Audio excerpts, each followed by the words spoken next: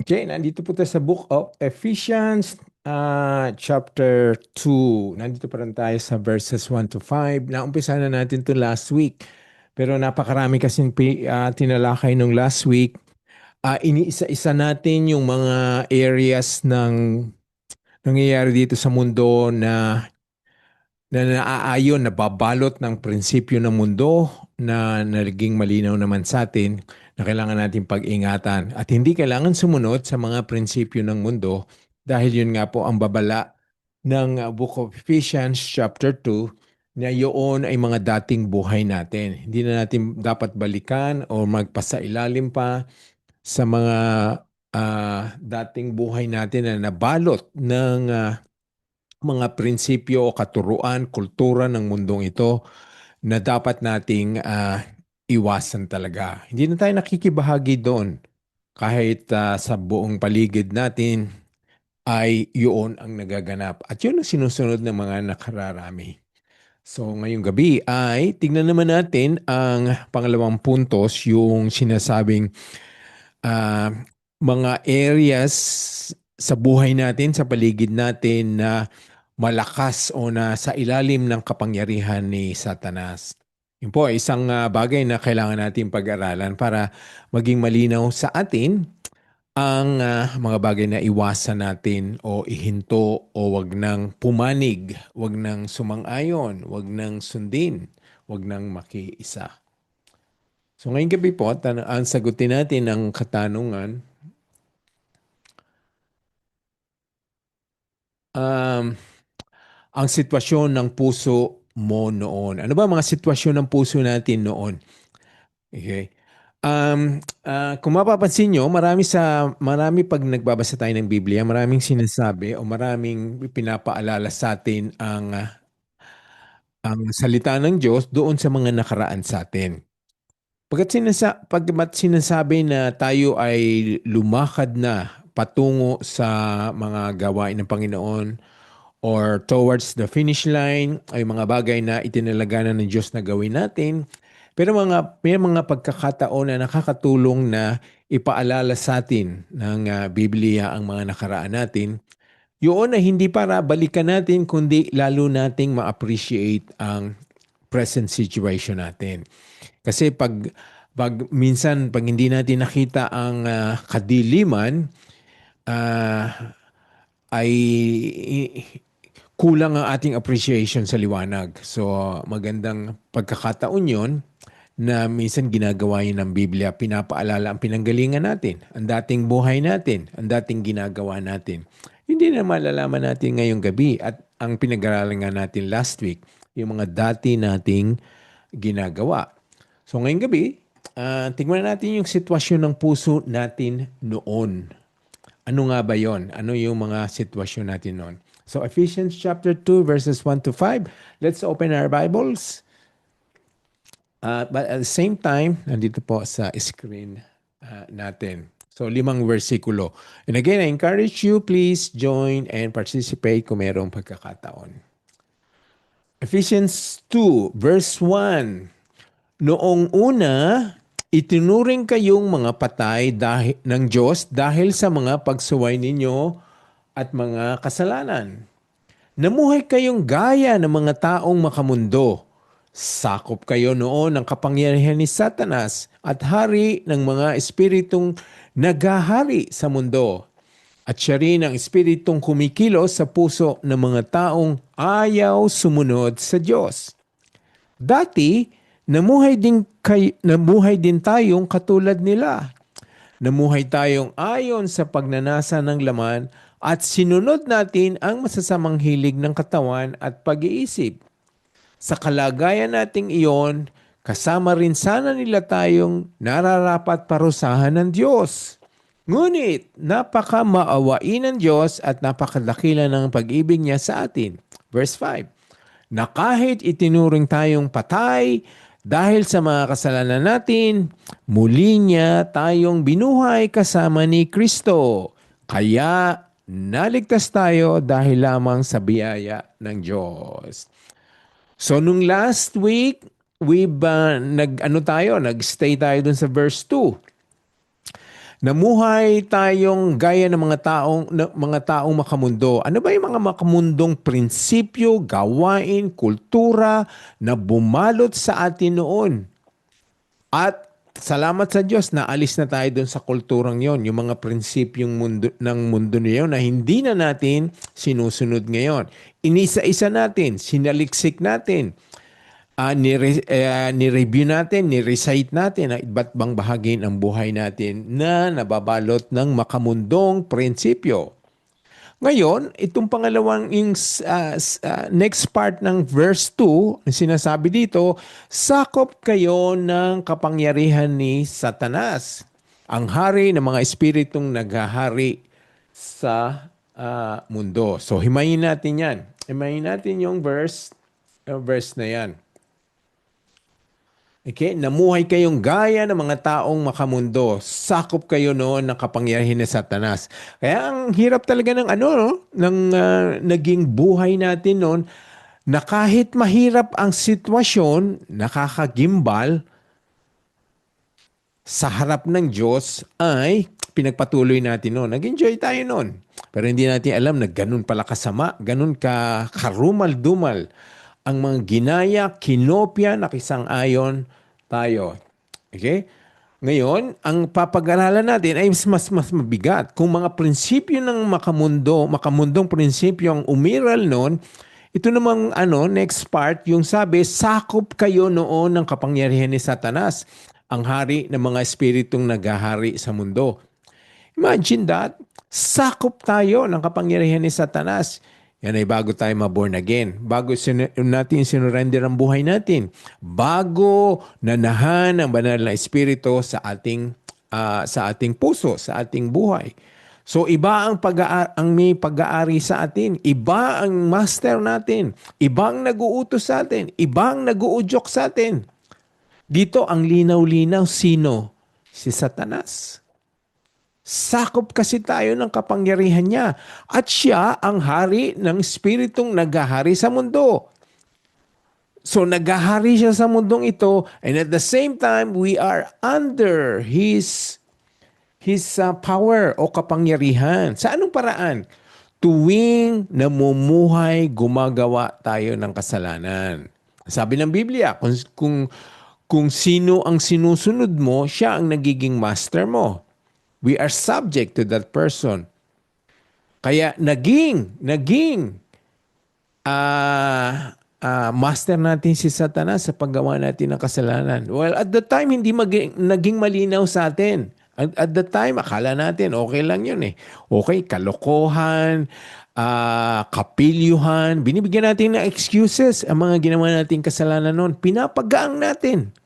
Asip mga pagkakamali ng isang tao lamang. Pero yun pala ay kapangyarihan ni Satanas. Ang bigat po ng sinasabi nitong verse 2.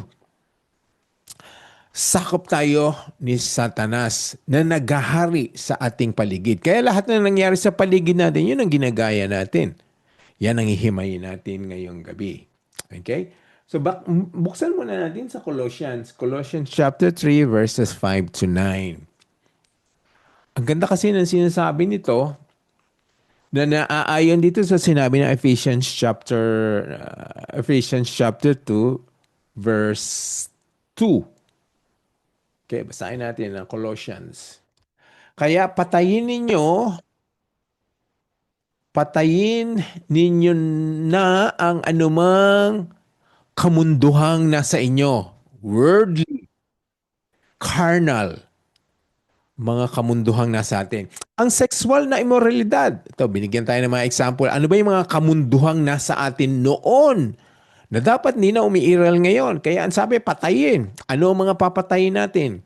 Sexual na immoralidad, kalaswaan, pagnanasa, kasakiman, nakatumbas na rin ang pagsamba sa mga Diyos-Diyosan. Verse 6, parurusahan ng Diyos ang mga taong gumagawa ng mga bagay na iyon.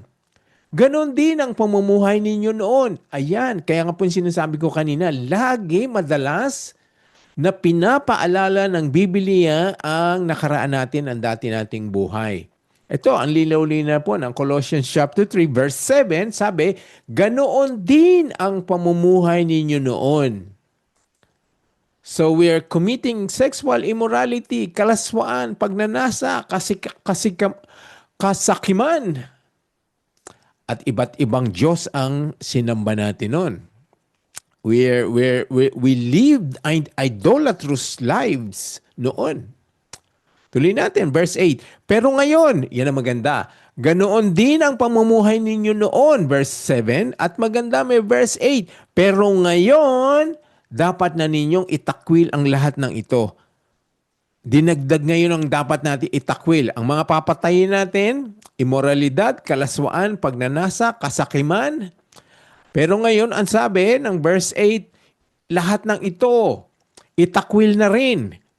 Ano yon? Galit, poot, sama ng loob, paninira sa kapwa, at mga bastos na pananalita. Verse 9, huwag na kayong magsinungaling sa isa't isa dahil hinubad nyo na ang dati ninyong pagkatao at masasamang gawain. Gaano pa ba papalinawin ang mga sinabi nito?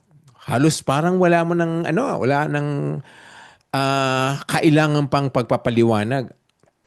Ito ang linaw-linaw ng mga sinabi sa atin. Ito yung mga dating gawin, patayin, itakwil, huwag nang gawin. Lalong na po verse 9, huwag na kayong magsinungaling sa isa't isa. Dahil hinubad nyo na ang dati ninyong pagkatao at masasamang gawain.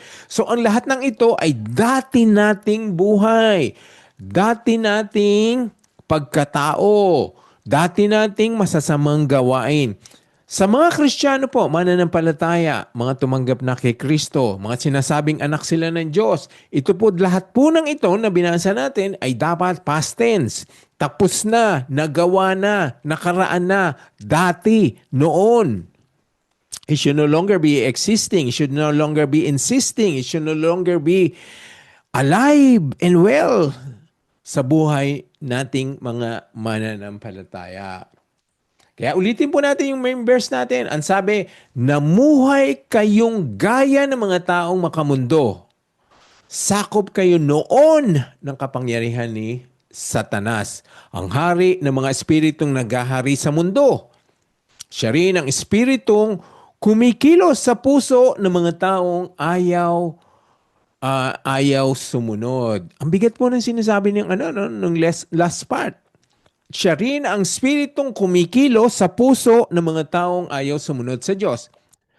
Ngayon, suriin natin to. Tuwing hindi sumusunod ang isang tao sa Diyos, sa kanyang salita, sa kanyang mga pinag-utos, ang linaw po ng sitwasyon. Ang espiritu ni Satanas ang kumikilos sa puso ng mga taong ayaw sumunod sa Diyos. Ang linaw po. Kaya ang ganda ng Book of Ephesians, diretso. Tinutumbok talaga yung ginagawa natin at pinibigay yung malalalim na termino para malinaw sa atin kung ano ang sitwasyon natin, kung ano ang nangyayari sa atin, kung ginagawa natin. Ito po ang linaw, ang hindi sumusunod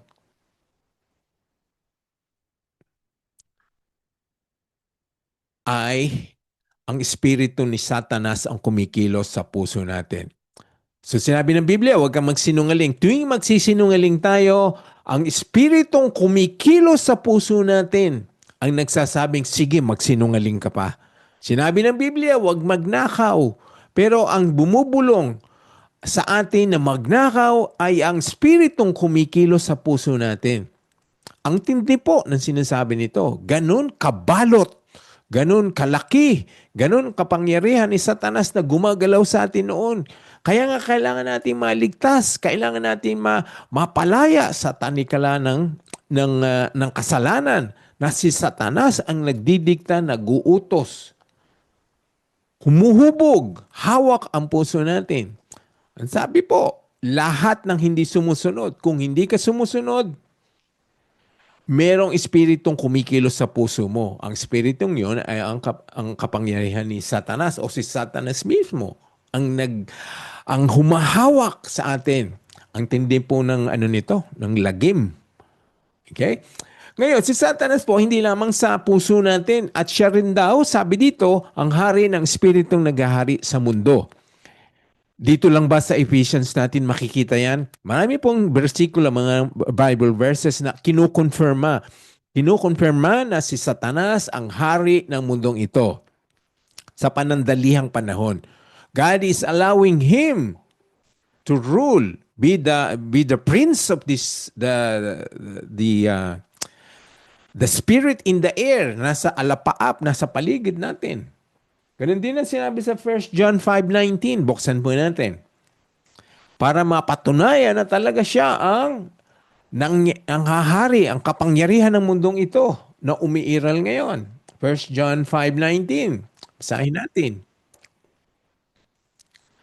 Ang buong mundo, ayan pala, ang buong mundo ay nasa ilalim ng kapangyarihan ng Diablo. Ang linaw po.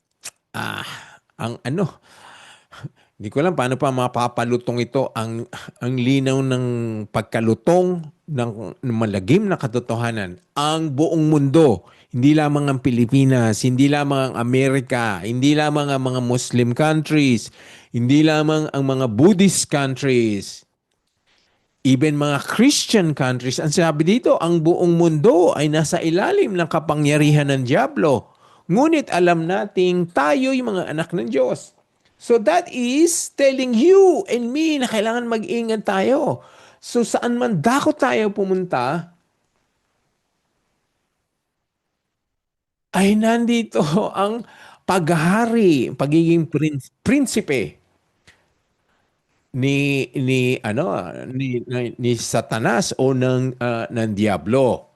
Pero ang maganda, kahit naghahari siya, this is speaking to you and me, sa lahat mo ng mga anak ng Diyos. No?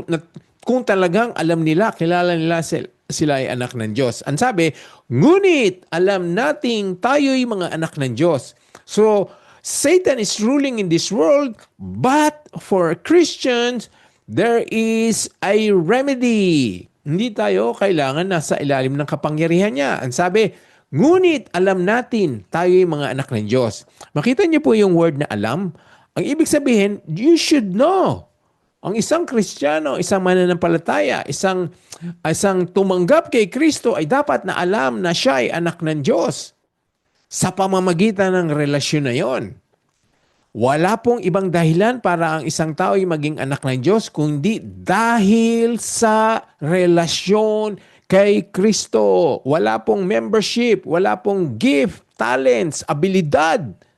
Walang deklarasyon, walang promotion na galing sa ibang paraan, galing sa anumang tao, galing sa anumang kapangyarihan, para ang isang tao'y maituring na siya ay anak ng Diyos. Yaan ay sa pamamagitan lamang po, tanging paraan para ikaw ay maging anak ng Diyos. Yan po ay malinaw na sinasabi sa John 1:12. Buksan natin.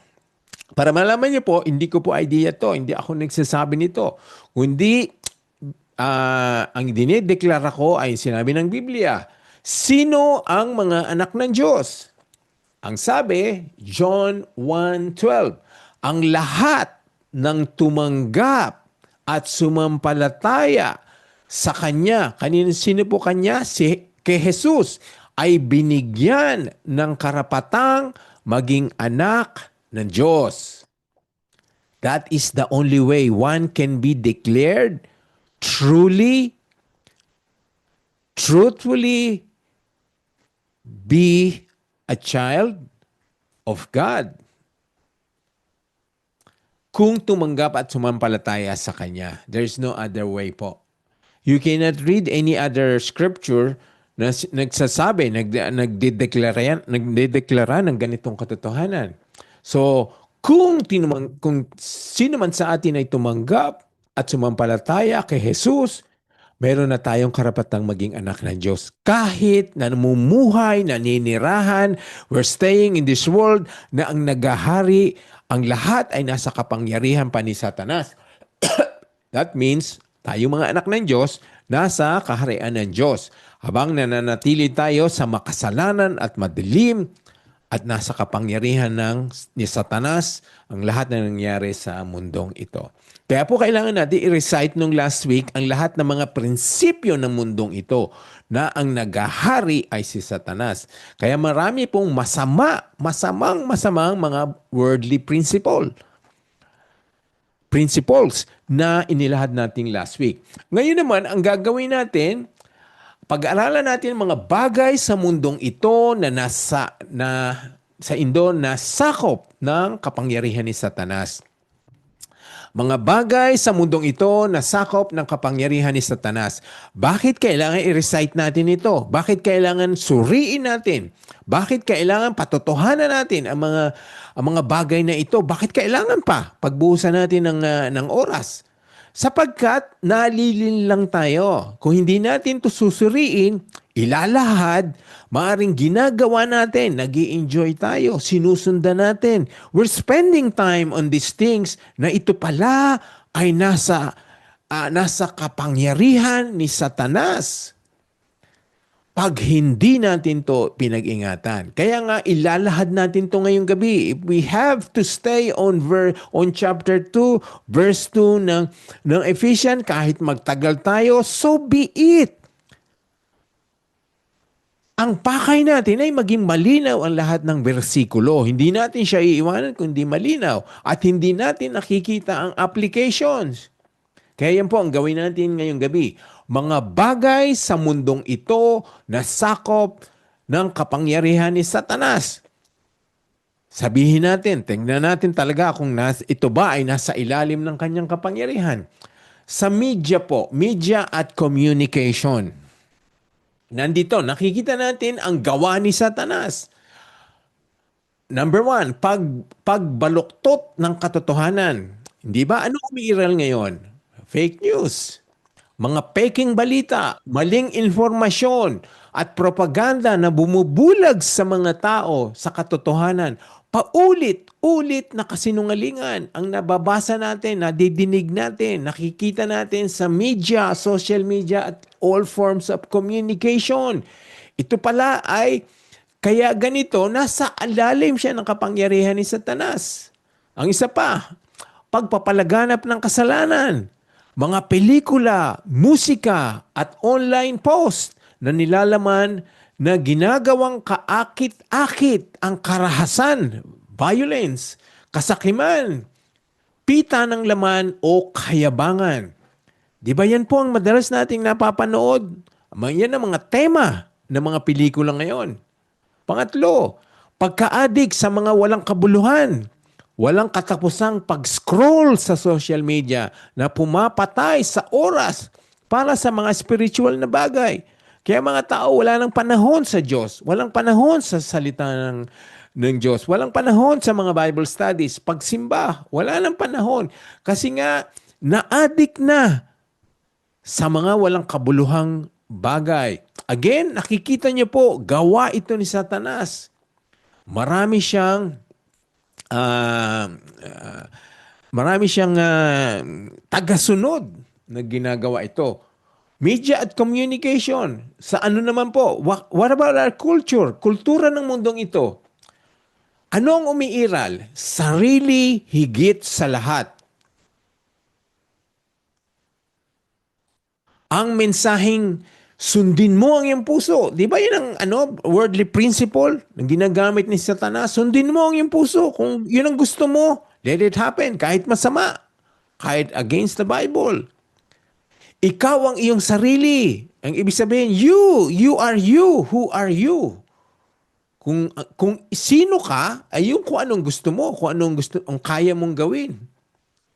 Ikaw ang pasayahin mo na pumalit na sa otoridad ng Diyos. Ang lahat ng tao, kailangan pasahin mo sarili mo. Follow your heart. Ang materialismo, everyone is materialistic. Ang pagsukat ng halaga ng tao ay batay sa ari-arian, kayamanan o katayuan. Ang baluktot na pangunawa, ang ideya na wala nang ganap na tama. There is no basis of righteousness or morality, yung sinasabi ng katwiran ng mundo. Yung palang katwiran na yun ay galing kay Satanas. Kundi pansariling pananaw lamang. It's you, how do you... bahala ka na kung paano mo ma-interpret ang isang bagay. Ikaw mag-decide whether yan ay kasalanan or hindi. Hindi na ayon sa salita ng Panginoon. Ano pa yung mga sistemang panlipunan? Maski ito ay hawak din ni Satanas. Ang kawalang katarungan at pang-aapi. Hindi niyo pa napapansin ito nangyayari, lalo na sa bansa natin. Mga pang-aabuso sa mahihirap. Mababang pagtingin sa mahihina. Nagtataguyod ng kapangyarihan at pag-angat sa buhay kahit natapakan na ang kapwa. Pagkakabahabahagi at puot. Meron ng regionalism or pagkakagrupo-grupo. Pag-uudyok ng alitan sa pagitan ng mga grupo. Regionalism o kampi-kampihan base sa social standing. Ang mga mayayaman ay magkakakampi laban sa mga mahihirap na magkakakampi. Kampi-kampihan na. What about our personal choices? Yan din po ay hawak ni Satanas. Kaya ang mga personal choices natin, mga tulak ng tukso, mga pattern ng pagkamuhi, kapaitan o hindi pagpapatawad na nabibilanggo sa tao. There's no more unforgiveness. Ang katwiran ng mundong ito ngayon ay huwag ka nang maghinagpis, huwag ka malungkot, gumanti ka na lamang. Yun ang sinasabi. That is the pattern ng mundong ito na hawak pati mga personal choices natin which is true sa nangyari natin sa dati nating buhay. Ito pa, yung mga spiritual na pagkabulag, kawalang interest sa Diyos, ang pagiging laban sa mga kautusan ng Biblia, hindi tinatanggap ang Ebanghelyo. Di ba po? Ito ang nangyayari. Ayaw tanggapin ang Ebanghelyo. Walang interest sa Diyos. Labag, laban sa mga kautusan ng Biblia. Personal choices na hawak din ni Satanas kasi nga hawak ni Satanas ang mga puso ng tao. What about sa ating politiko at gobyerno? Mga maling halimbawa, mga pattern ng pag-angat sa buhay ay batay sa yaman, kasuotan, sasakyan at alahas ng mga nasa kapangyarihan. Kaya nagiging sakim sa pera ang mga nasa pamahalaan. Hindi ba yan ang totoo na umiiral sa bansa natin? Isang magandang ehemplo na nababalot talaga ng kapangyarihan ni Satanas. Maging ang ating gobyerno, ang mga politiko. Kaya katakot-takot na korupsyon, pagnanakaw ng pera. Kasi diyan nila binabatay ang kanilang buhay, ang tagumpay ng buhay, maraming pera, magaganda ang sinusuot, magaganda ang minamaneho. Walang takot sa Diyos, ang pangalawa. Walang takot sa Diyos ang gobyerno natin. Pagsulong ng mga batas na kawalang interest sa Diyos. Walang interest sa Diyos sa mga pinopromulgate nila mga batas ngayon. Pagiging laban sa mga katuruan ng Biblia. Di ba yan ang pinapairal ngayon sa Kongreso, sa Senado? Mga batas na laban sa katuruan ng Biblia. Di lamang sa bansa natin, lalo na sa buong mundo. Kaya kahit inaaprubahan na nila ang mga batas, pwede na magpakasal ang lalaki sa lalaki, ang babae sa babae. Walang takot sa Diyos. Ano bang klase ng mga pamumuhay natin? Ang klase ng pamumuhay ng tao ngayon dito sa mundong ito ay hawak ni Satanas. Nasa kapangyarihan niya. Kaya merong mga immoralidad. Pagsasama ng hindi kasal, kalaswaan, kabastusan, karumal-dumal na pagpili o pagpapalit ng kasarian. Nagpapalit na sila ng kasarian. Ang lalaki, kung gusto niya maging babae, pwede. Nagpapalit, nagpapa-opera. Ang babae, kung gusto niya maging lalaki, pwede. Nagpapalit sila ng kasarian.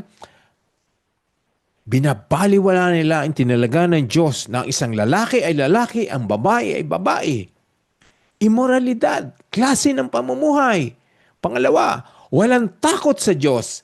Baliwala ang utos ng Diyos. Mas inaalala ang sasabihin ng tao.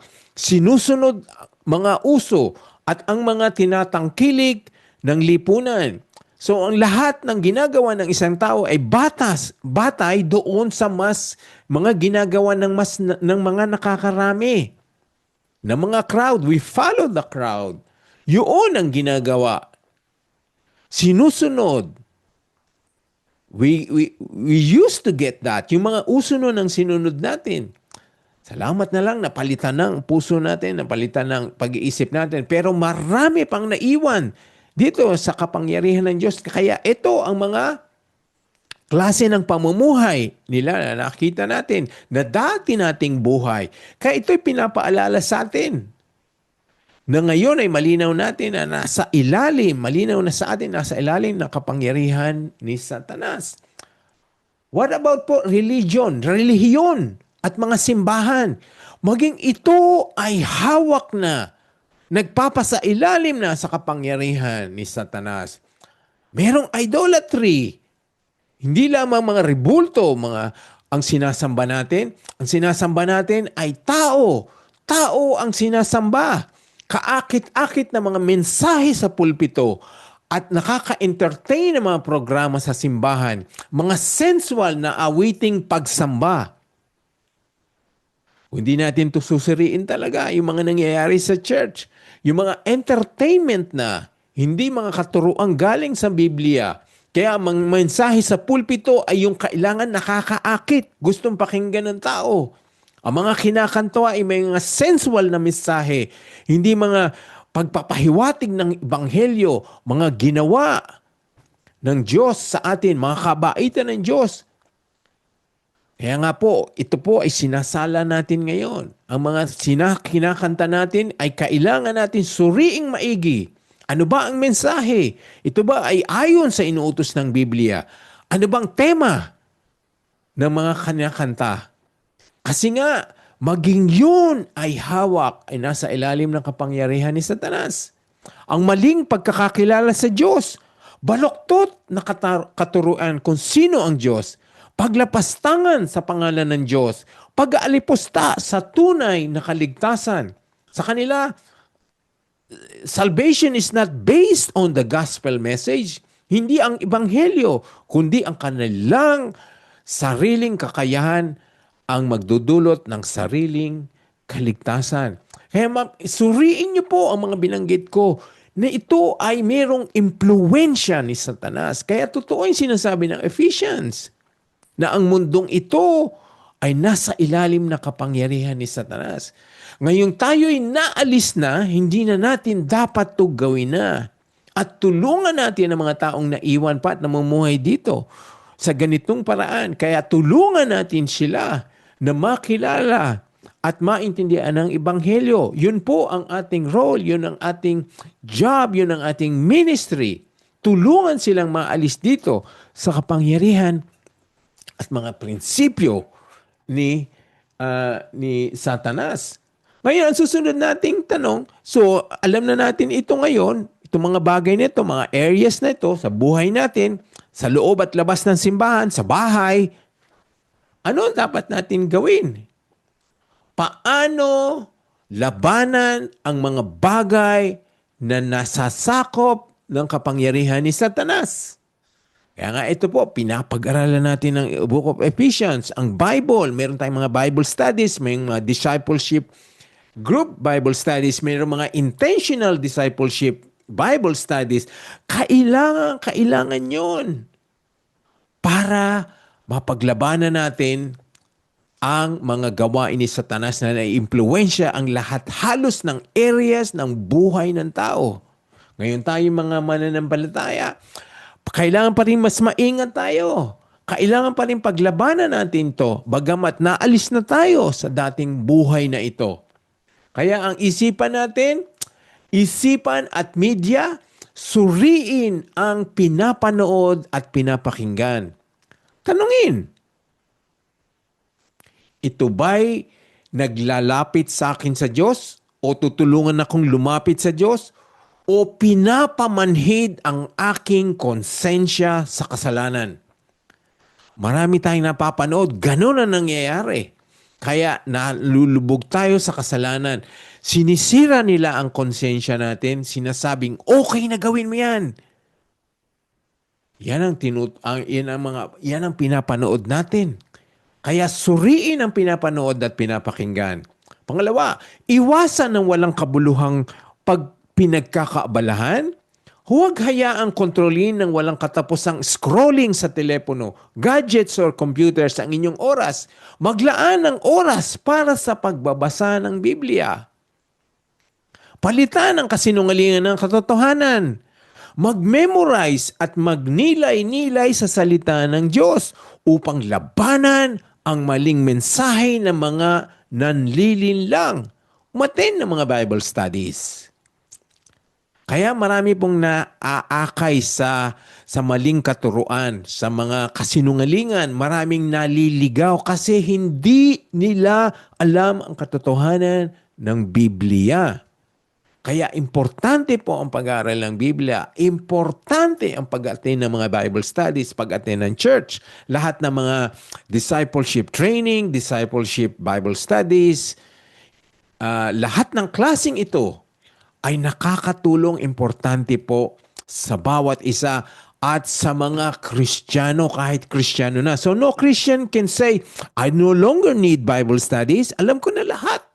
Hindi ko na kailangan umattend ng mga pag-aaral, mga seminars, mga workshop. Alam ko na yan.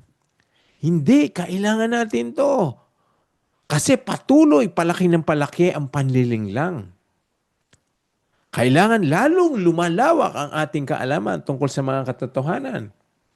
What about identity? Yung tinatawag na pagkakakilanlan at ang puso ng tao. Para mapaglabanan ng kapangyarihan ni Satanas, itoon ang halaga kay Kristo. Our identity should be with Christ. Dapat makilala tayo na kay Kristo. Ang iyong tunay na halaga ay hindi nakabase sa likes, followers, pera, or tagumpay. Our identity is with Christ. Kaya nga tayo ay Christ Christian. Tanggihan ang pagkukumpara. Ang mundo ay nabubuhay sa inggit. Tumawag ka sa Diyos. Masiyahan at makontento ka sa ibinigay ng Diyos sa iyo. Kaya nakikita nyo, anong ginagawa ng mga tao ngayon? Everyone is after beauty, after transformation, after yung kung anong mga paparetoke, kung anong klaseng operasyon. Dahil yun ang uso, yun na ngayon, pagandahan, patangusan ng ilong, paputian.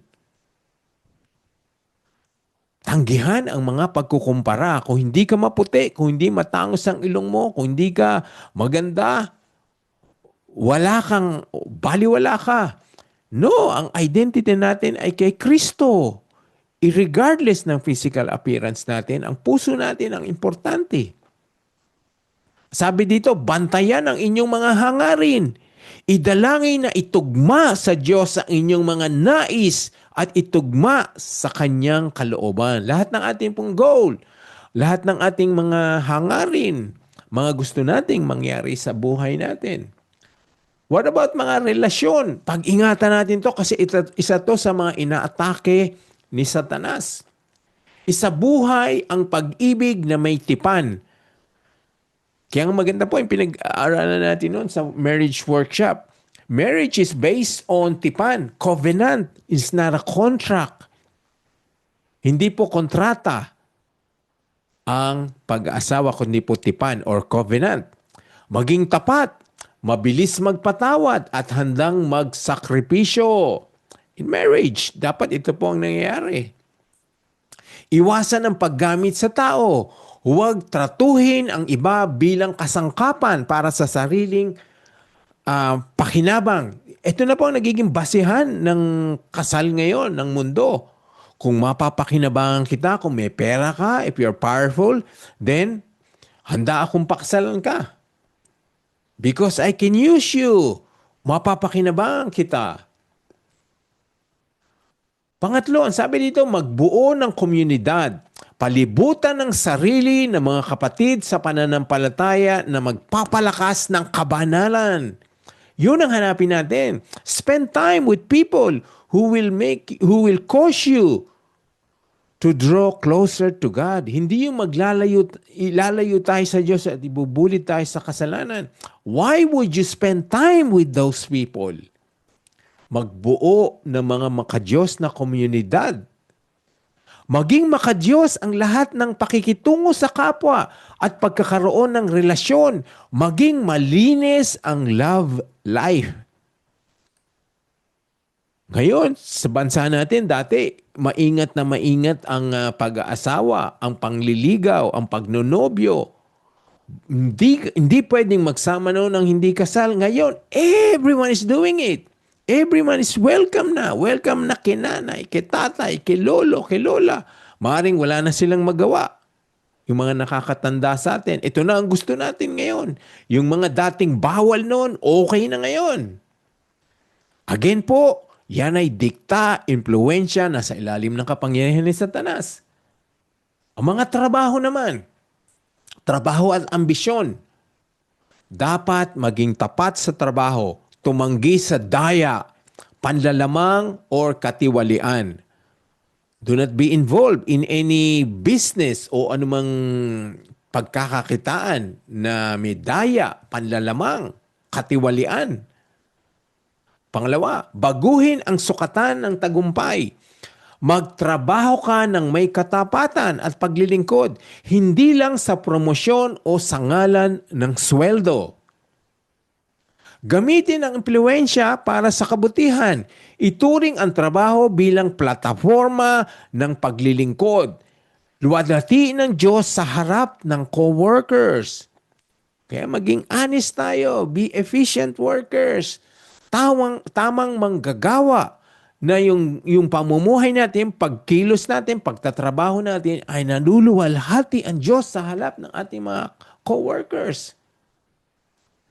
Katotohanan, ito ang ipairal natin. Mamuhay ng tapat at totoo. Alisin ang lahat ng uri ng kasinungalingan. Malinaw na ikinukondeman ng Biblia ang kasinungalingan. Alisin ang lahat ng uri nito. Ang katwiran natin, pumili ng kabanalan kaysa kompromiso. Do not compromise. Choose holiness. What about pananampalataya? Magtiwala sa Diyos kapag may tukso o pressure. Run to God. Siya ang hinga natin ng tulong at gabay. Panalangin ang mga prayers natin, manatiling konektado sa Diyos araw-araw. Ito ang ating lifeline. So nakita niyo po, inilihad natin ang iba't ibang bahagi magamat hindi natin nasakop ang lahat ng areas ng buhay natin na nasa ilalim ng kapangyarihan ni Satanas, pero yung mga major areas, kasi marami pa. Yung mga major areas po na ngayon ay naging mas malinaw sa atin na pag-ingatan natin. Ginagamit yan ni Satanas para tayo ay iligaw. Totoo yun. Maganda yung dinagdag ni Pastor Alvin. Superstitious belief. Yun isa yung ginagamit din natin na noong bago tayo na born again, marami, pinractice natin yan. Totoo yan. Yung mga kung ano yung pamahiin na ginawa natin, papasok ang malas, mawawala ang swerte, mapapahama ka, merong mamamatay. Yon, buti na lang na naliwanagan na walang bisa ang mga superstitious belief na yan. Ang katuruan ng Diyos, ang pagmamahal ng Diyos, ang sinasabi ng Biblia, ang ating pinapamuhay. Kaya nga balikan natin ang sinasabi ng Ephesians 2. Namuhay kayong gaya ng mga taong makamundo. Sakop kayo noon ng kapangyarihan ni Satanas. Makita niyo po, yung mga inilahad natin, iba't ibang areas. Ang hari ng mga espiritong nagahari sa mundo.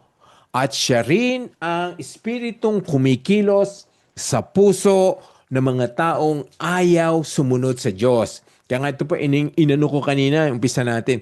Kung ayaw mong sumunod sa utos ng Diyos, sabi ng Ephesians 2, merong espiritong kumikilos sa puso mo at ng mga taong ayaw sumunod sa Diyos. Kala natin noon, disobedience is simply disobedience, will earn the discipline of God. Pero ito pala, ang sabi ng Ephesians, if you are displaying disobedience, rebellion against the Word of God, against the teachings of the Bible, against the commands of God, then something is horribly wrong. Nakakatakot kasi espiritong ni Satanas ang kumikilos sa puso ng tao. Kaya nga po, ang mga Kristiyano, mga sumusunod sa Panginoon, yung mga ang banal na espiritu ang nananahan sa puso sa buhay natin, ang pagsunod ay mabilis, madali. Agad-agad. Hindi na tayo naghihintay. Pag sinabing wag, wag. Pag sinabing gawin, gawin. Pag sinabing ihinto, ihinto.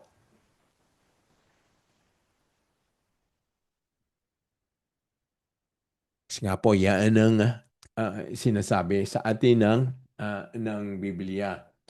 Sinabi rin po na malinaw sa Ephesians 5:6. Pagpunta natin sa chapter 5, pero basahin na natin ngayon. Ephesians 5:6.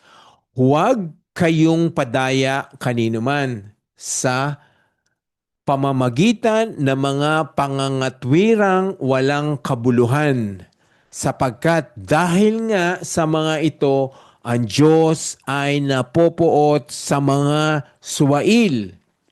Sino po ang mga suwail? Doon sa mga hindi sumusunod. That's another term for the disobedience. For the disobedient. Mga suwail.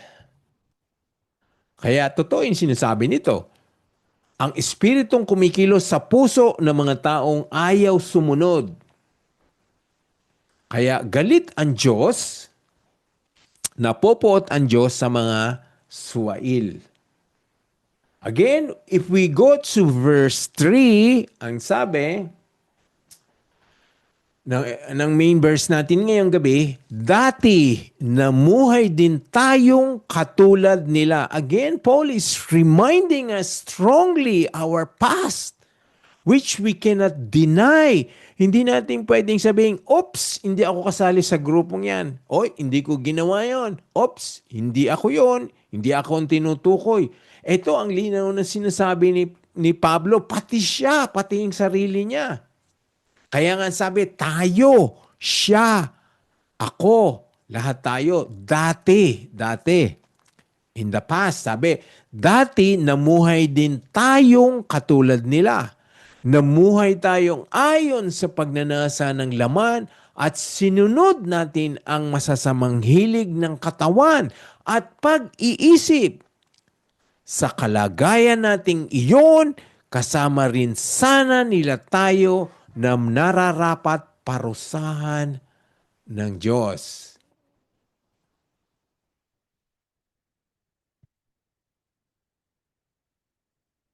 Kaya nga po, ang sarap ng katayuan natin ngayon. Ang ganda na tayo ay na kay Kristo na ngayon. Hindi na tayo kasama doon sa mga nararapat na parusahan ng Diyos. Unang-una, tayo ay kumakapit kay Kristo na pinagbayaran ang lahat ng kaparusahang dapat nating tanggapin. Pangalawa, dahil kasama na natin si Kristo sa buhay natin, hindi na natin ginagawa ang mga masasamang ginagawa o mga pagnanasa ng laman na ginagawa ng mga tao na sila ngayon ang grupo ng mga tao na nararapat parusahan ng Diyos. Kaya lalo tayong magmabilis, wag lang mag-atubili.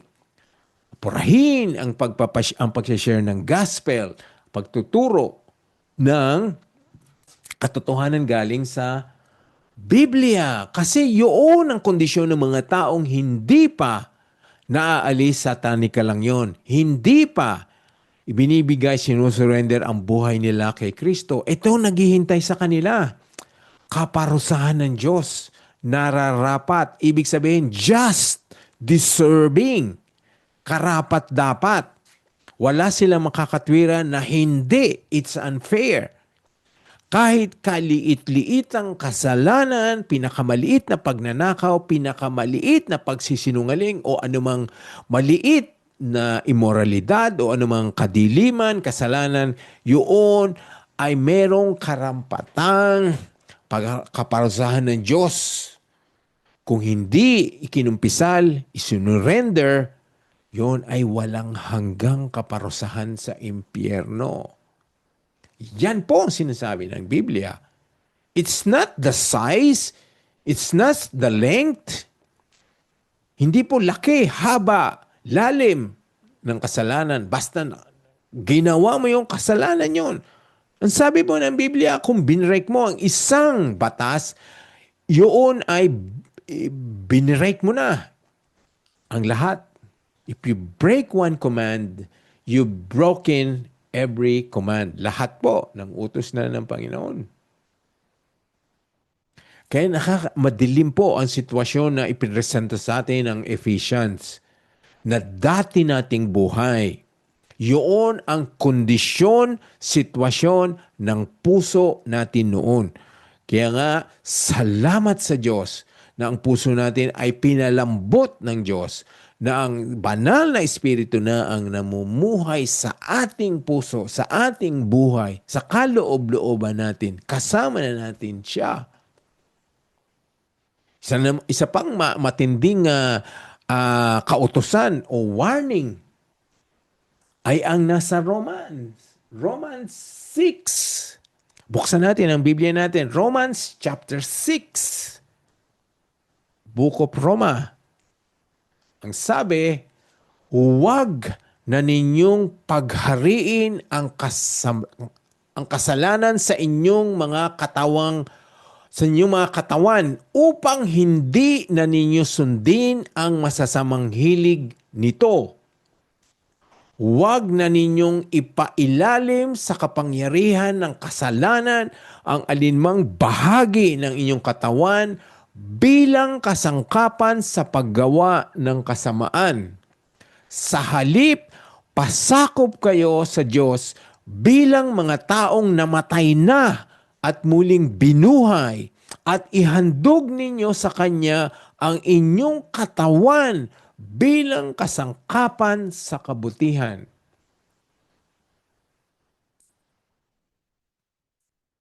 Sabi, huwag niyong ibigay ang alinmang bahagi ng inyong katawan bilang kasangkapan ng paggawa ng kasamaan. So it's not enough.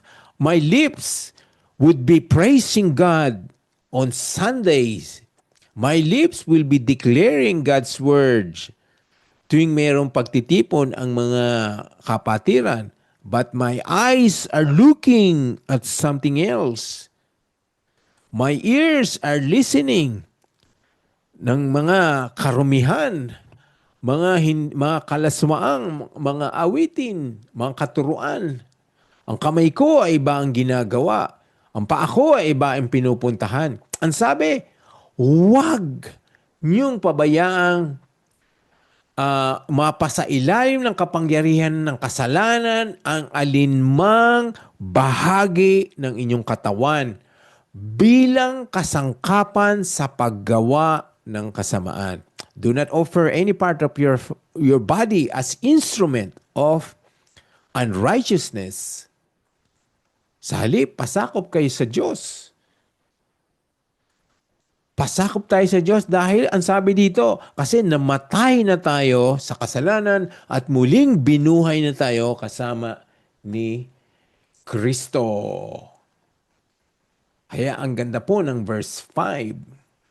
Ngunit napakamaawain ng Diyos at napakadakila ng pag-ibig niya sa atin na kahit itinuring tayong patay dahil sa mga kasalanan natin, muli niya tayong binuhay kasama ni Kristo. Kaya naligtas tayo dahil lamang sa biyaya ng Diyos.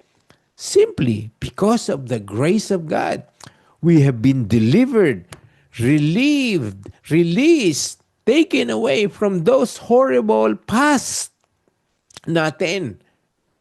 Because of the grace of God, napatawad tayo.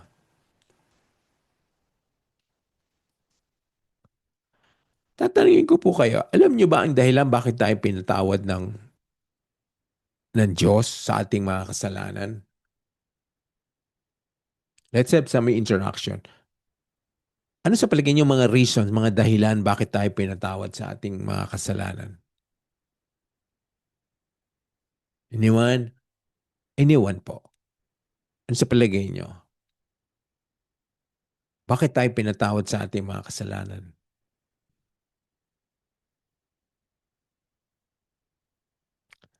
Well, buksan natin tit- sa John. 1 John 2:12. Ito po ang dahilan bakit tayo pinatawad sa kasalanan natin. Sumusulat ako sa inyo, mga anak, sapagkat pinatawad na ang inyong mga kasalanan, ito, alang-alang sa kanyang pangalan. I didn't know this before. Yung pala ang reason.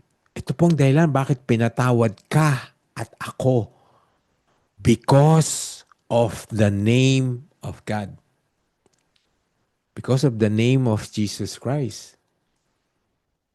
Ulitin natin, basahin natin. Hindi ako po nagsabi nito. Ang Biblia ang naging luminaw sa akin na dati hindi malinaw to. Sumusulat ako sa inyo mga anak, sapagkat pinatawad na ang inyong mga kasalanan alang-alang sa kanyang pangalan. So we have been forgiven because of His name.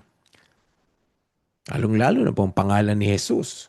So that's why if we have Jesus Christ in our lives, sa buhay natin, then forgiveness follows. Kaya nga kabuntot nun, kasama nun ay ang pagpapatawad.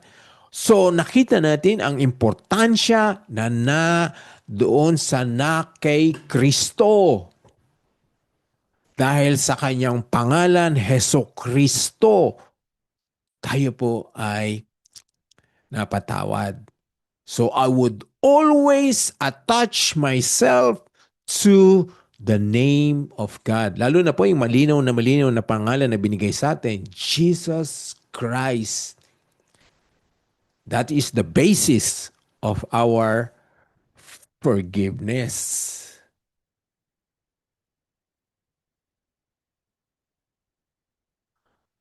And let's turn to Titus po.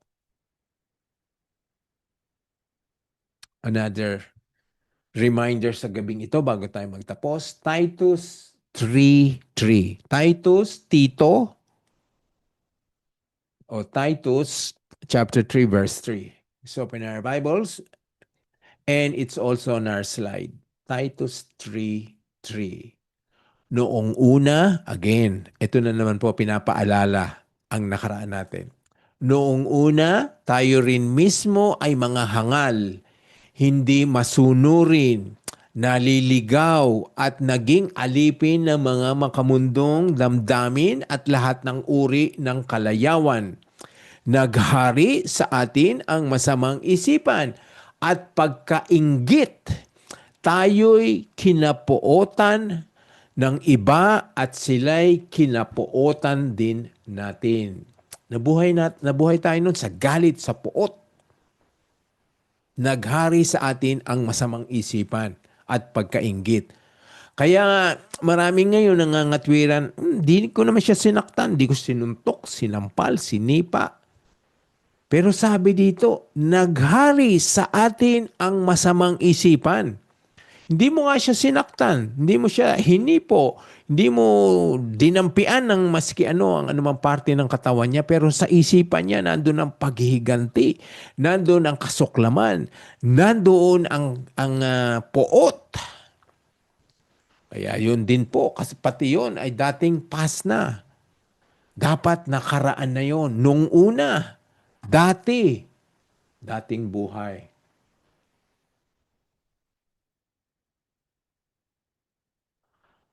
At ang napakalinaw, napakagandang katuruan or habilin na ibinigay sa atin ay ang 1 Corinthians 6. 1 Corinthians 6. Unang Korinto, verse 6, 9 to 11. Let's turn our Bibles and read that. Hindi ba ninyo alam na ang mga makasalanan ay walang bahagi sa kaharian ng Diyos? Huwag ninyong dayain ang inyong sarili. Ang mga nakikiapid, sumasamba sa Diyos-Diyosan, nangangalunya, nakikipagtalik sa kapwa lalaki o kapwa babae, nagnanakaw, sakim, naglalasing, nanlalait ng kapwa, nandaraya, ay walang bahagi sa kaharian ng Diyos. Ganyan din ang ilan sa inyo noon. Again, reminder of our past.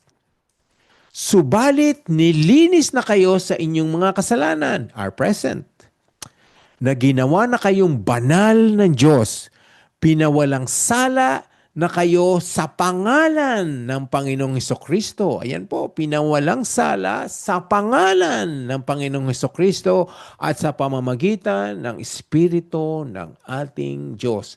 Again, nilahad na naman po iba't ibang uri ng kasalanan na dapat wag na ninyong gawin. Wag na nating gawin. If we do this, we're deceiving ourselves. At sabi dito, wag ninyong dayain ang inyong sarili. Sa paanong paraan po natin dinadaya ang ating sarili na doing this at the same time? Kasi nga po, pinapairal sa isipan natin, ano naman to wala naman nakakakita. Sandali lang to. Maintindihan naman ako ni Lord. Or, maliit lang naman to. Because tao lang naman ako. Yun sabi, huwag mong dayain ang mga sarili mo sa mga pangangatwirang ito. Binibigyan mo ng excuses ang mga kasalanan. At sabi, walang bahagi sa kaharian ng Diyos yan. At nilinis na tayo diyan. Pinawalang sala na tayo sa pangalan ni Jesus. Pinawalang sala, pinatawad na tayo, then we should no longer be repeating all those things na ginawa natin ngayon. Kaya nga sabi sa 2 Timothy 2:22, sabi yung mga youthful lust, yung mga pagnanasa ng mga kabataan, ibig sabihin nun, yung mga umpisa noon, ay wag na daw natin gawin. 2 Timothy 2:22. Kaya nga, iwasan mo na ang masasamang hilig ng kabataan. Sa halip ay pagsikapan mong maging matuwid, tapat, mapagmahal at mapayapa, kasama ng mga taong may pusong malinis na tumatawag sa Panginoon. Again, after repeating, listing, enumerating, inisa-isa natin ang iba't ibang area ng buhay natin, paligid natin, na nasa kapangyarihan ni Satanas, noon ay dapat hindi na umiiral sa atin ngayon. Kasi nga, malinaw. So, kailangan po talaga, importansya po, nakikita niyo yung pag-aaral ng Biblia, nagiging malinaw ang dati natin na dapat na natin hindi balikan. Na yon ang sitwasyon natin noon. Kaya ang sabi, tayo ay may pusong malinis na. may pusong malinis na. Okay? And then we're close in this verse 5. Finally, we finish verse 5. Ngunit napakawawain ng Diyos at napakadakila ng pag-ibig niya sa atin na kahit itinuring tayong patay dahil sa mga kasalanan natin, muli niya tayong binuhay kasama ni Kristo. Kaya naligtas tayo dahil lamang sa biyaya ng Diyos. Kailan tayo naligtas? While we were still sinners. Habang tayo'y naggumagawa ng kasalanan, sa gitna ng kasalanan, iniligtas tayo ng Panginoon. While we were still God's enemies, nung kaaway, kalaban, kinapopuotan tayo ng Diyos, nung mga oras na yon, doon tayo iniligtas. Kaya ang tanong natin kanina ngayon, dapat malaman mo ang sitwasyon ng puso mo noon, which we have enumerated, explained, expounded dito sa Ephesians 2, chapter 2, verses 1 to 5. Ngayon, tatanungin ko kayo ngayon. After this, or knowing that you are now a child of God, you are now born again, you are a believer, you are with Christ, the Holy Spirit is in you, ano ang sagot mo sa tanong na ito? Ano ang sitwasyon ng puso mo ngayon?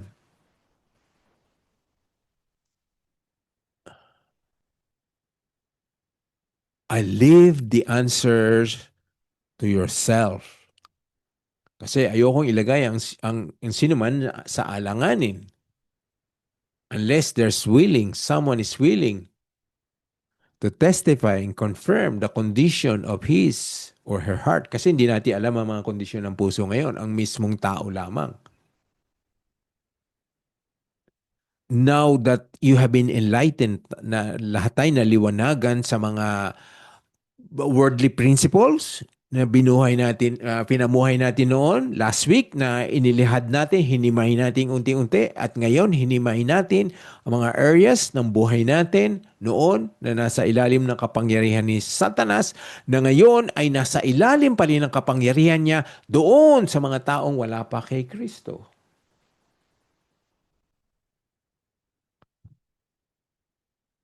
And I would stop now to give you opportunity to ask questions.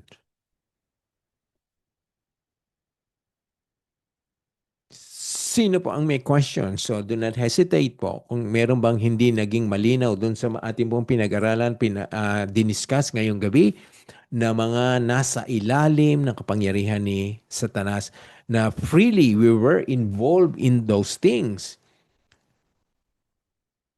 Palay, nababalot ang puso natin ng kapangyarihan niya every time we were doing all those things.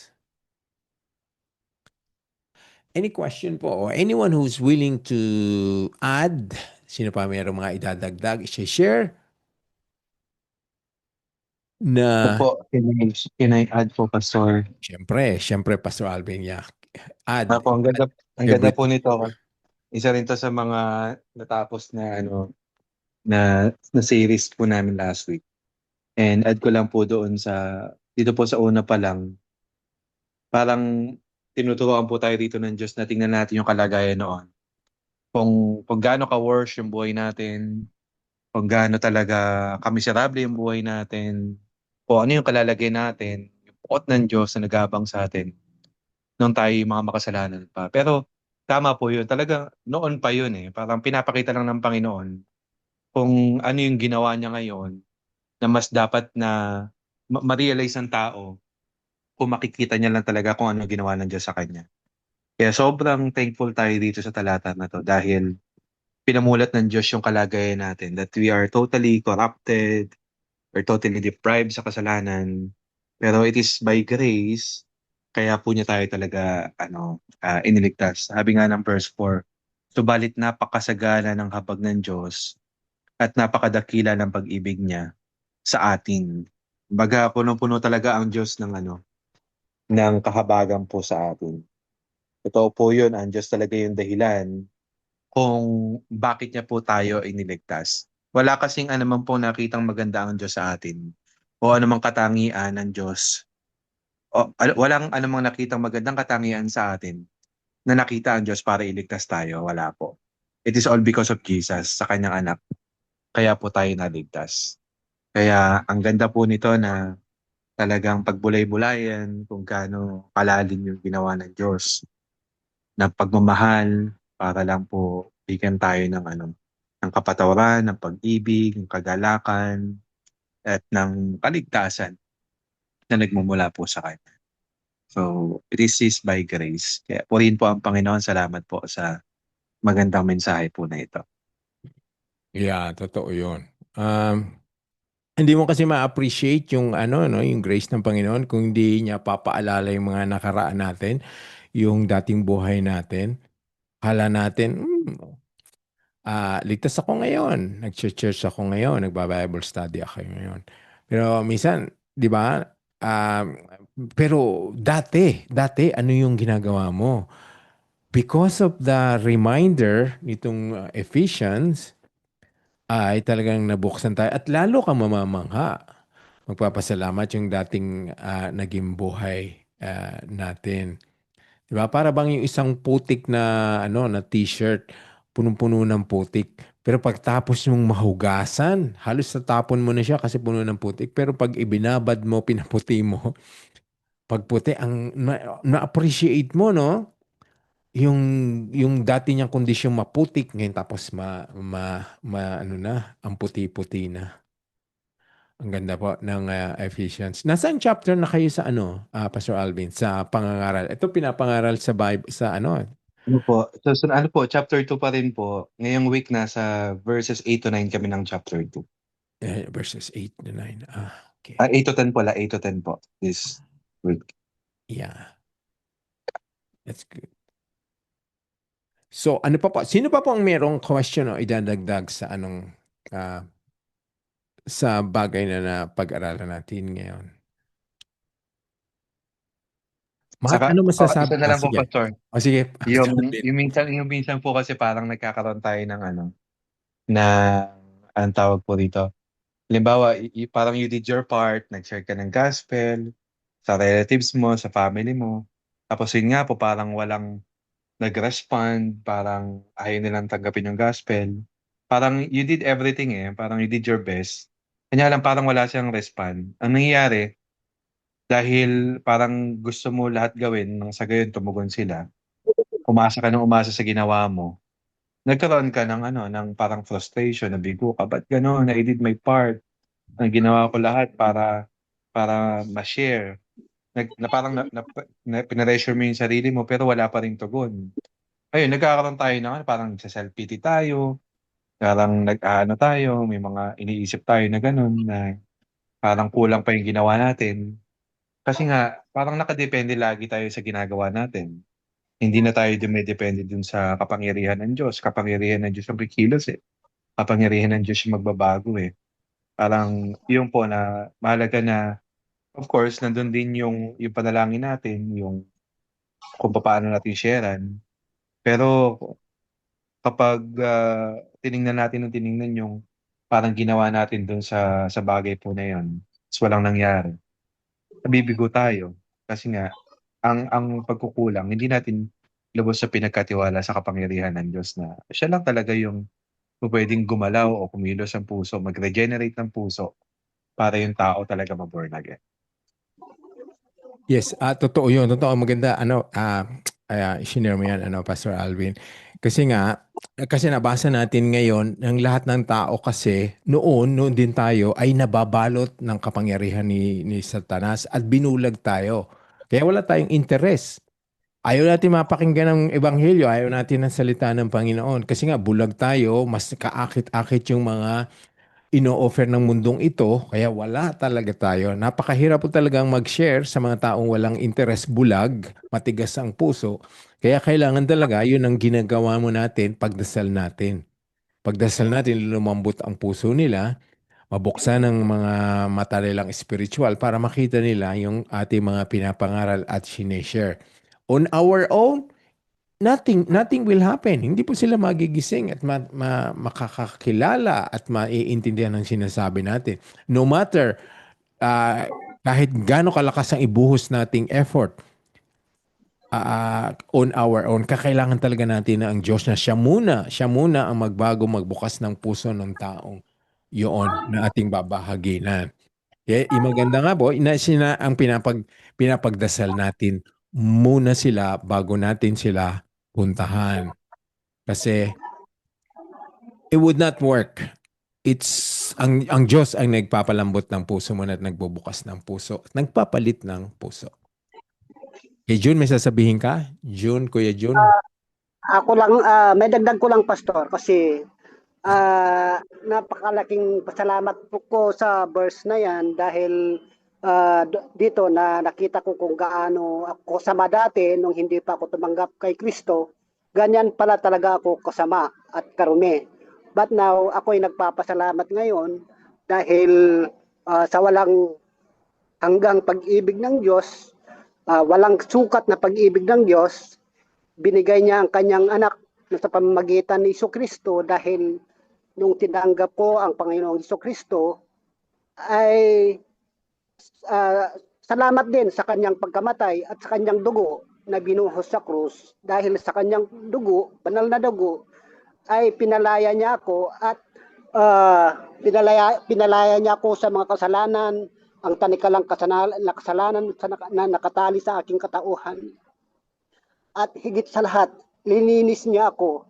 At ngayon, lininis niya ako. At ngayon, pwede na akong humarap sa Diyos na walang bahid, walang kapintasan, kasama ang ating Panginoon Jesucristo. So, salamat kasi napakaganda yung mensahe niya ngayon dahil kung hindi ko naalala ko yung katauhan ko noon na punong-puno ng kasalanan. At salamat dahil sa katauhan ay sa kasalukuyan ngayon, ako ay binago ng Diyos. Ganon, napakadakilang Diyos talaga dahil lahat ginawa niya para tayo ay mailigtas. Maraming salamat po. Yeah, totoo yun. Lahat tayo ay nalinis at na-recognize ang lahat ng kalakihan ng nagawang grasya, pag-ibig ng Diyos sa atin. Before we end, ito po kasi very challenging. Tanungin ko po kayo. There's a big difference po kung ang Diyos ang nagpapaalala sa atin ng mga nakaraan natin. Makikita niyo po, madalas ginagawa ng Diyos yan, maski dun sa Old Testament, di ba, lagi niyang pinapaalala dun sa mga Israelites, ako ang nagpalaya sa inyo, ako ang nag-alis sa inyo doon sa bansa ng Ehipto, ako ang nagpalaya sa inyo, ako ang gumawa nito, ako ang gumawa nito. Okay? Ito naman sa New Testament, marami din sinasabi, pinapaalala sa atin ang mga nakaraan natin, kamukha na po ng Book of Ephesians.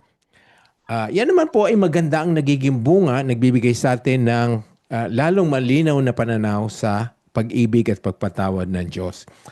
Ang ano lang po natin, ang maipapayo ko lang sa inyo, sa mga tao, minsan yung ano po yan, yung procedure na yan ay hindi natin dapat ginagawa agad. Yung bang ipapaalala natin sa kapwa natin ang nakaraan niya, ang dati niyang kondisyon, ang dati niyang kasalanan, ang dati niyang sitwasyon. Kasi hindi po kasing ganda ng nangyayari, resulta, kung ang Diyos ang gumagawa noon. So, hindi po ibig sabihin na ang Diyos ay historical, pinapaalala niya yung nakaraan natin, ay ganun din ang gawin natin. Mag-ingat po tayo. Kasi kung halimbawa, gagawin natin, halimbawa, sasabihin natin, kilala natin yung tao, di ba dati kang sinungaling? Dati kang magnanakaw. Kilala kita. Dati kang drug dealer o dati kang nakulong o na ganon. Hindi po ano yun. Hindi naman hindi rin maganda ang magiging buga. So meron po mga bahagi ang Biblia na sinasabi sa atin na descriptive. Not necessarily na gawin din natin yon. Okay? Hindi pwedeng gayahin natin na i-recite natin ang bawat isa, na i-recite natin yung mga dati natin pagkakakilala sa Kanya. So mag-iingat po tayo doon. Hindi hindi kamukha yun. Kasi merong mga sinasabi ang Biblia na descriptive. Yung sinasabi, dinidescribe lang niya yung mga nangyari, mga nakaraan, but it's not being prescribed o hindi inuutos sa atin gawin. Okay? So maaring maano tayo, ma-motivate tayo, o ganun pala, maganda palang pinapaalala ang mga nakaraan, yung mga nakaraang kasalanan, mga nakaraang sitwasyon. Hindi po lahat yun ay applicable, yun ay magtutugma at magbibigay ng magandang prutas kung gagawin ng tao. So mag-ingat po tayo dun sa mga bagay na yan. Okay, give more we're giving more a few more minutes sa mga gusto mag-question o gusto mag-add.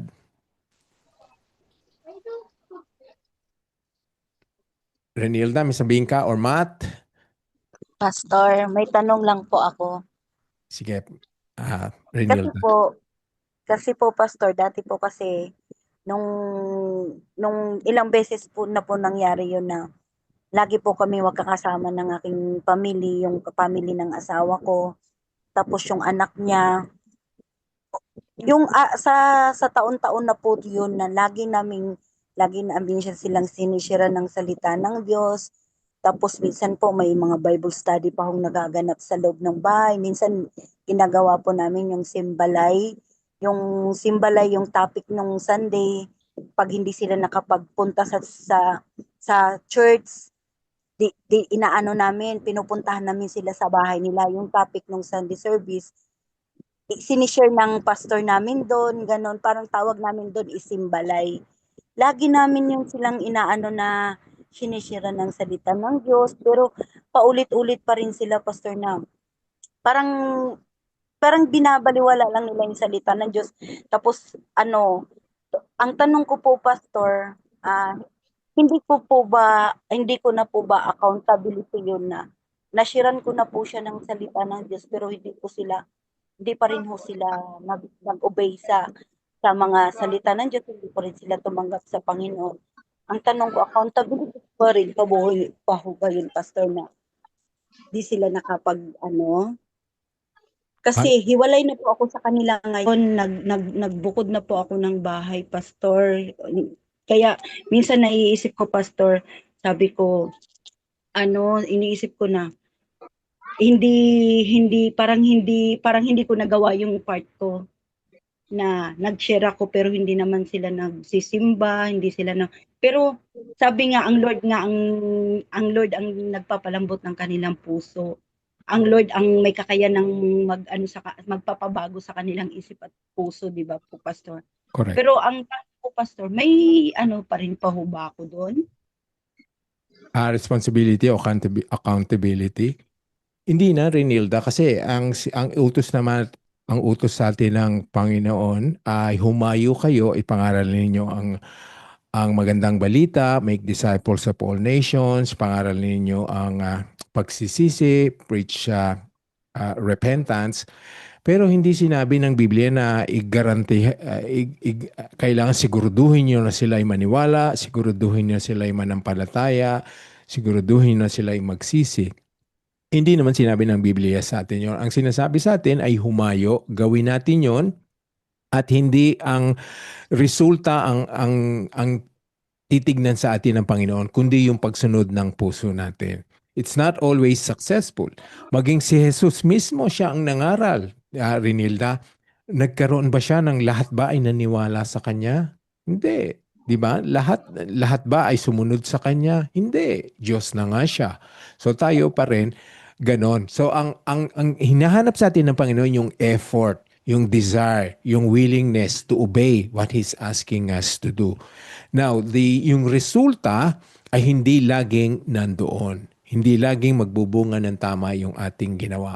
Kung hindi man, so humayo tayo. Kaya nga sabi, sinabi rin ng Biblia, kung ayaw maniwala itong lugar na ito, ay iwanan mo na sila at pumunta ka na sa ibang lugar. Ganun ang wag tayong manghihina, madi-discourage kung ang tao ay hindi naniwala, hindi naging Kristiyano, hindi tumanggap, hindi man lang inintindi ang ating mga shinare. It could happen. can happen. But the result, the change would not be our responsibility. At saka yung totoo nga, yung totoo yung sinabi mo, Renilda, na ang Diyos talaga ang magbabago sa kanilang puso. Hindi natin kayang baguhin yan na kahit man tayo ay maghapon, magdamag, mangaral sa kanila, kung hindi handa ang puso nila at hindi ang Diyos ang nabukas ng kanilang mata, wala rin mangyayari. So keep doing this sa atin po lahat. Keep sharing, keep Thank you po. ipagpatuloy mo kahit hindi naging laging successful, hindi laging tumanggap, hindi laging nagbago, hindi laging naniwala, hindi laging sumang-ayon sa atin. So, pwedeng may magdagdag dyan kay Yes, Ate June. Renilda. So, sa 1 Corinthians chapter 3 verse 6 to 8, sabi po dito, Ate Renilda, I planted the seed, Apollos watered it, but God has been making it grow. So neither the one who plants nor the one who waters is anything but only God who make things grow. So the one who plants and the one who waters have one purpose, and they will each be rewarded according to their own labor. So tama po yun. Ang talagang tungkulin lang natin dun ay ihasik yung seed, but the one who will make it grow is the Lord. So kaya wag po tayong ma-discourage kung di sila tumatanggap. So hindi naman po natin nakikita yung laman ng puso nila eh. Maaring hindi mo makita, pero ang salita ng Panginoon na naitanim mo doon sa kanyang puso ay lalago po yun sa takdang panahon. Kaya yun po yun, wag tayong ma-discourage, patuloy lang ipanalangin. Maaring it's not on our lifetime but something will happen pagka nagtanim po tayo ng salita ng Diyos. So yun lang po yung gusto kong itagdag, Ate Renilda. Yun ang trabaho natin, maghasik. Kung lalago yun, hindi na po natin trabaho yun. Panginoon po ang magpapalago. Yun lang po, Pastor. Thank you, June. Yun nga, di ba? Maganda nga rin yung paalala mo, June. Kasi nga, di ba, meron ding mga naghasik ng binhi na punta sa mabato. Yung iba nasa mabuhangin. Di ba? Kaya hindi rin lumago kasi nga ninakaw din ng kaaway. Kaya yun, sinasabi rin ng Diyos na hindi lahat pare-pareho ang resulta. Kaya tama yun. Keep planting, keep sowing kasi ang Diyos ang magpapalago sa atin. So Alvin, may dagdag ka dun sa tanong ni Renilda? O yung iba pang may idadagdag? Thanks, June. Pas. Matt, anong maibabahagi mo? Sobrang ano pa ako pa sa namamangha talaga ako. Sobrang namamangha ako. Habang tumatagal, talagang mas lalo akong namamangha. Habang naalala ko sa mga ganitong sitwasyon na pag-aaral pa. Dati ko, na ano ko lang talaga. Naisip ko lang yung sinasabi mo kanina pa na kung bakit naligtas. Kung bakit naligtas. Tayo sa kasalanan. Makita ko, parang sumagi lang sa ano ko. Ganun pala yun. Kung walang ganitong pag-aaral, walang ganitong sitwasyon na pag-aaral, kaya napakalaga nga talaga na nakikisali ka, nakikijoin ka sa mga ganitong pag-aaral. Nakikita mo, talagang masasabi mong ito pala yung nais sabihin. Kung sa tingin mo lang, kung sa sarili mo lang pananaw, maaari ka pala talaga na maligaw ka. Salamat po. Yun po. Thanks, Matt. Kaya nga yun, to yung sinabi ni Matt, hindi niyo po mabibilang hindi niyo mawawari or you cannot devalue o hindi mo talaga matatanto ang kahalagahan ng pag-aaral ng Biblia. Kaya kung may pagkakataon, invite your friends, loved ones, mga families to attend Bible studies, face-to-face, kung maaari, diyan sa Pilipinas, sa Pampanga, sa Manila, kung saan mayroong mga Bible studies na talagang ang Biblia ang pinapag-aralan. O umatin po dito sa Bible studies, Tuesday Bible studies via Zoom, or marami namang mga gawain diyan. Kamukha nila Pastor Alvin, Diyan sa DOCC Pampanga, ang daming gawain dyan. Halos araw-araw mayroong Bible study or prayer meetings. Yun po ay mga pagkakataong makadinig sila, malaman, maturuan ng salita ng Panginoon, maging malinaw sa kanila. Kaya totoo yun, Matt, yung hindi natin alam ay hindi natin alam kung gaano kalaki ang ginawa sa atin ng Panginoon. Ang mga kamanghamanghang bagay ginawa niya. Amazing love, kamukha ngayong kinanta natin kanina. Hanggat hindi natin naiintindihan to na pag-aaralan natin. So keep attending po Bible studies. Every opportunities na may Bible studies po. And kung wala na pong question, wala na kayo idadagdag, ay manalangin na tayo, mag-closing prayer na tayo, which is si Cha ang naatasang mag-close in prayer. Good evening po. Let's bow our head and feel the presence of the Lord. Thank you po sa araw na sa gabing ito, Lord, na inyong pinagkaloob po para sa amin, O Lord. Ang buong kapatiran, O Lord, na nag-gathered po tonight, O Lord, to hear your words, O Lord. We thank, O Lord, the blessing, O Lord, coming from you, the gift of life, O Lord, the provision, the guidance, O Lord, the protection, O Lord. And Lord, we thank you, O Lord, for allowing Pastor Noel, O Lord, to deliver your words, O Lord.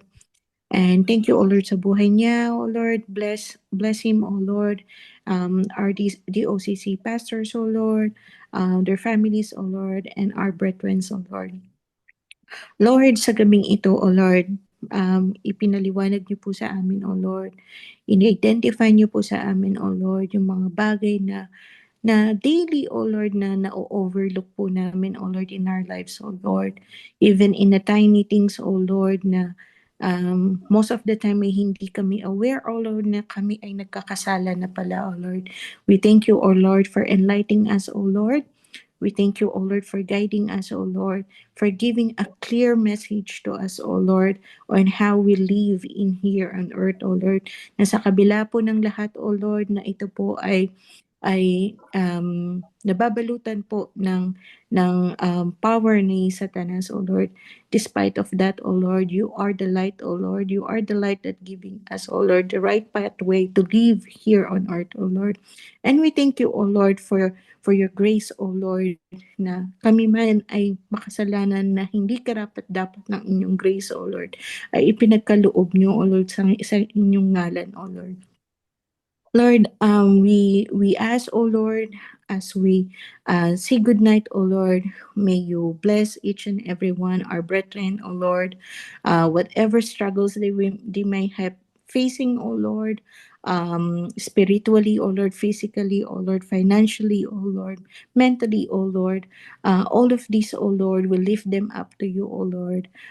It is not us to carry, O Lord, as you have said, O Lord, ibigay namin ito sa iyo, O Lord, as who you are the God, O Lord, who give life, O Lord, who heals, O Lord, who guide and protect your children, O Lord.